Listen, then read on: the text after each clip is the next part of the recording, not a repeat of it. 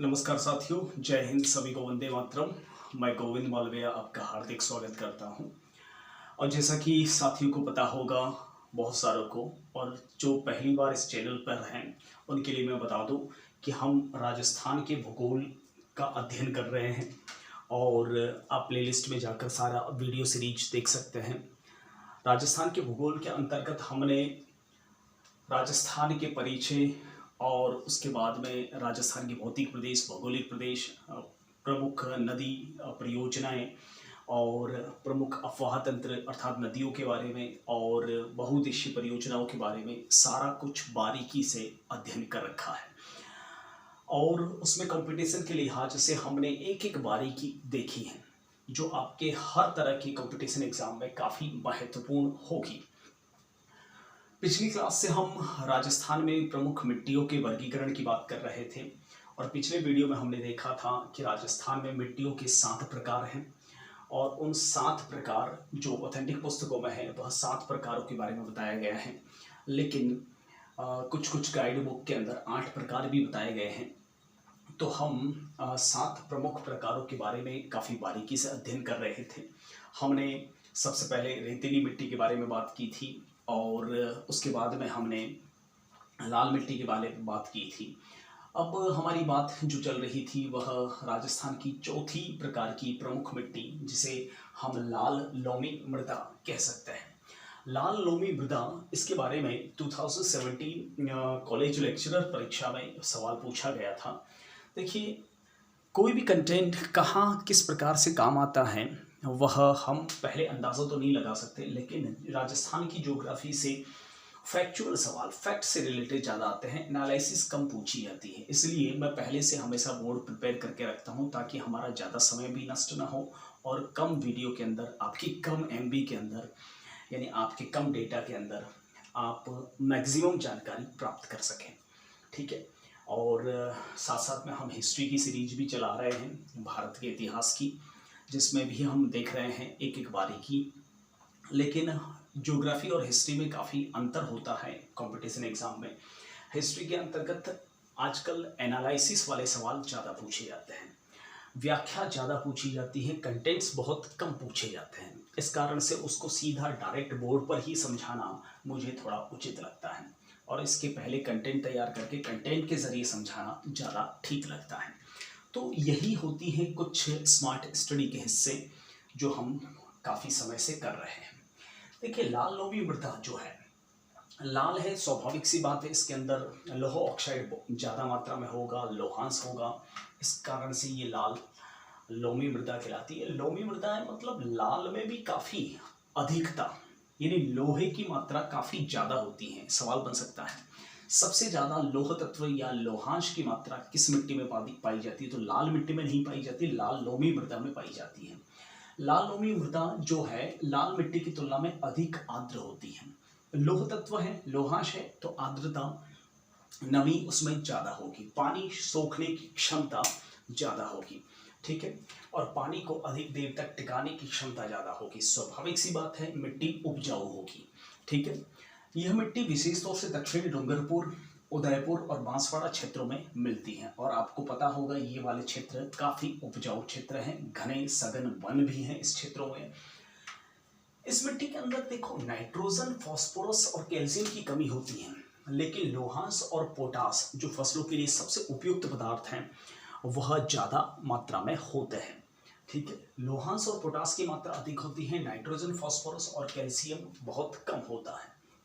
ये मिट्टी, देखिए, जो मिट्टी सबसे ज़्यादा उपयोगी होगी, उपजाऊ होगी, उसमें मक्के की फसल आप निश्चिंत तौर पर मान के चले वहाँ पर होगी ही होगी, क्योंकि मक्के को सबसे ज़्यादा उर्वरा मिट्टी की आवश्यकता होती है और ये मक्के की फसल के लिए अत्यधिक लाभदायक मिट्टी है लाल लोमी मिट्टी।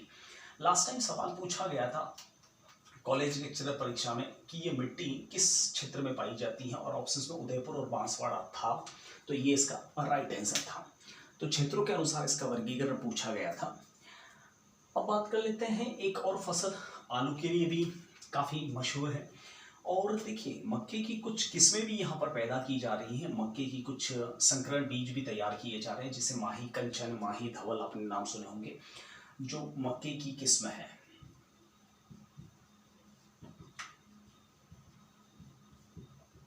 ठीक है। पांचवी मृदा है लाल काली मृदा। लाल और काली मृदा, ठीक है, उस लाल और काली का मिश्रण होता है, इसलिए इसको लाल काली मृदा कहते हैं। देखिए ये मूल रूप से लाल काली मृदा क्यों है, क्योंकि ये एक तो मध्य प्रदेश से जो आने वाली नदियां हैं वो उनका संगम, और अरावली ढलान से जो निकलती हैं नदियां उनके संगम के बीच में यह ज़्यादा मिट्टी पाई जाती है, इसलिए इसको लाल काली मृदा का मिश्रण भी कहा जाता है। स्पेशली राजसमंद, उदयपुर, बांसवाड़ा, प्रतापगढ़ और चित्तौड़गढ़ बेल्ट में यह ज़्यादा पाई जाती है। इसमें फॉस्फेट, नाइट्रोजन, कैल्शियम और कार्बनिक पदार्थों की कमी होती है और लोहांश की मात्रा अधिक होती है। देखिए लाल है तो लोहांश होगा ही होगा, आयरन, ठीक है, तो लोहांश की मात्रा अधिक होती है, फॉस्फेट, नाइट्रोजन, कैल्शियम और कार्बनिक पदार्थों की कमी होती है।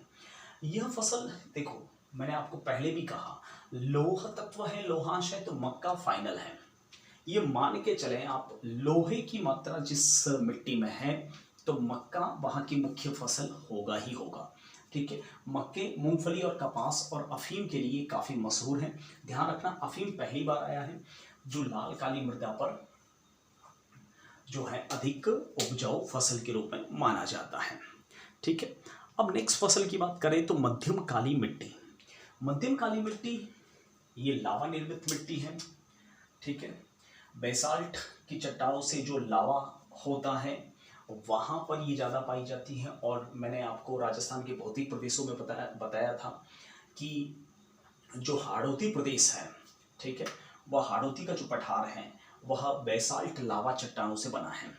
देखिए लावा चट्टानें एक तो सीधा लावा दरारों के रूप में और एक सीधा जो है पर्वत के रूप में, तो जो लावा है यहाँ पर बेसाल्ट चट्टानों के रूप में, बिखरी हुई लंबी लंबी चट्टानों के रूप में यहाँ पर लावे से ये मिट्टी बनी है, इसलिए मध्यम काली मिट्टी भी कहा जाता है। इसे रेगूर मिट्टी भी कहते हैं, काली कपासी मिट्टी भी कहते हैं। काली कपासी है मतलब कपास के लिए सबसे उपयोगी मिट्टी है। कोटा संभाग में पाई जाती है। कोटा संभाग में मुझे ज़्यादा बताने की आवश्यकता नहीं है, मैंने आपको भौतिक प्रदेश पढ़ा रखे हैं, आपको पता होगा कोटा संभाग में कौन कौन से जिले आते हैं, ठीक है। इस मिट्टी में अधिक आर्द्रता पाई जाती है, इसमें काफ़ी नमी रहती है, सूखने पर यह दरारें पड़ जाती हैं इस मिट्टी के अंदर और ऐसा लगता है कि यह स्वतः जोती गई मिट्टी है। इसमें जुताई की मात्रा, जुताई अगर कम भी की जाए तो भी चल जाता है। स्वतः जुती हुई मिट्टी भी कहते हैं, ये भी सवाल आया था थर्ड ग्रेड 2013 करीब 16 के आसपास, सॉरी 15-16 के आसपास।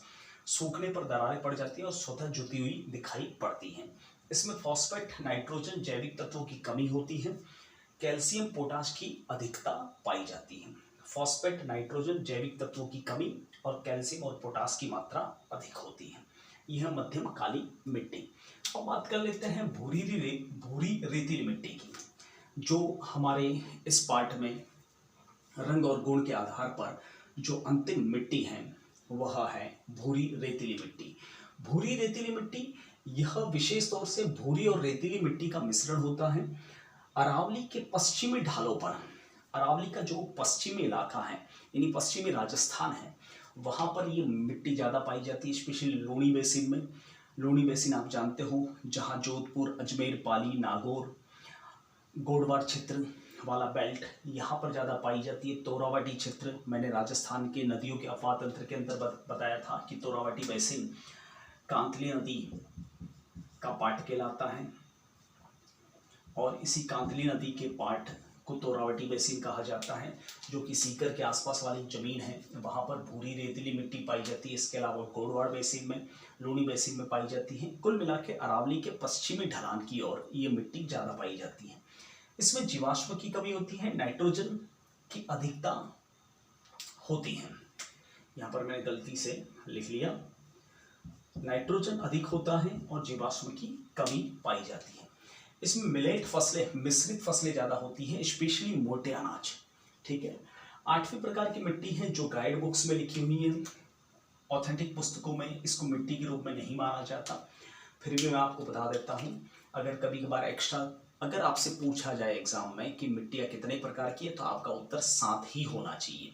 पर्वतीय मिट्टी को आप इंक्लूड नहीं करेंगे। अगर पर्वतीय मिट्टी का स्पेसिफिक सवाल आता है तो आप इस तरह से डिटेल ले सकते हैं। मूल रूप से ये अरावली क्षेत्र में पाई जाती है। जहाँ जहाँ अरावली है, पर्वतीय इलाका है, मध्य वाला क्षेत्र है, वहाँ ये मिट्टी पाई जाती है। और इस मिट्टी की विशेषता ये है कि इस मिट्टी में गहराई कम होती है। मिट्टी मतलब न के बराबर होती है, नीचे टोटल पत्थर ही पत्थर होता है। आप भी जानते हो अरावली एक पर्वत है, तो स्वाभाविक सी बात है पत्थर ही होगा अंदर। और इसमें जैविक तत्व अधिक होते हैं। यह फसलों के लिए नहीं, वृक्षारोपण के लिए अधिक उपयुक्त मानी जाती हैं। बाकी फसलें न के बराबर होती हैं। और अरावली के मध्य वाले हिस्से के अंदर तो आप भी जानते हो कि फसलें बहुत कम होती हैं।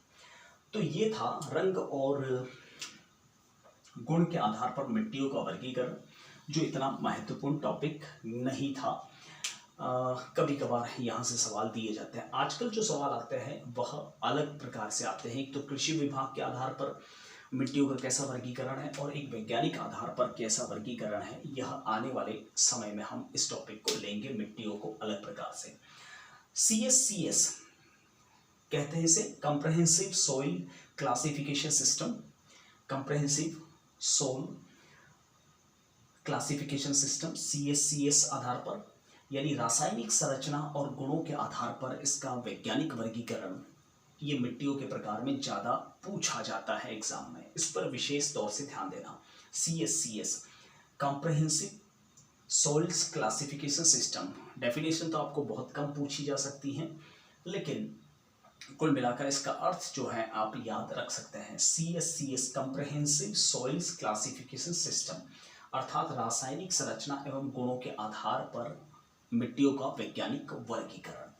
देखिए, CSCS आधार पर जो भूगोलवेत्ताओं ने मिट्टियों का वर्गीकृत किया है 10 भागों में, लेकिन राजस्थान में इसके 5 ही भाग होते हैं। ठीक है, कौन कौन से? एरिडोसोल्स, जिसे शुष्क रेतीली मिट्टी कहते हैं, एरिडोसोल्स। अल्फीसोल्स, जलोढ़ मिट्टी कहते हैं। एंटीसोल्स, पीली भूरी मिट्टी कहते हैं। इंसेप्टिसोल्स, आर्द्र नवीन मिट्टी कहते हैं। और वर्टिसोल्स यानी काली मिट्टी कहते हैं। आने वाली क्लास में हम इन पे डिटेल से चर्चा करेंगे। फिलहाल मैं आपको इसको परिचित करवा लेता हूँ। CSCS रासायनिक संरचना के आधार पर और गुणों के आधार पर वैज्ञानिक वर्गीकरण मिट्टियों का 10 भागों में है, लेकिन राजस्थान में इसके 5 ही भाग है। एरिडोसोल्स, शुष्क रेतीली मिट्टी। अल्फीसोल्स, जलोढ़ मिट्टी। एंटीसोल्स जो है पीली भूरी मिट्टी। और इंसेप्टिसोल्स, आर्द्र नवीन मिट्टी। और वर्टिसोल्स यानी काली मिट्टी। तो ये थे मिट्टियों के प्रकार। इसके बारे में हम अलग से डिटेल में नेक्स्ट वीडियो में चर्चा करेंगे। फिलहाल के लिए मैं आपसे विदा लेना चाहूँगा। तब तक के लिए जय हिंद, नमस्ते, Vande Mataram, thank you, bye.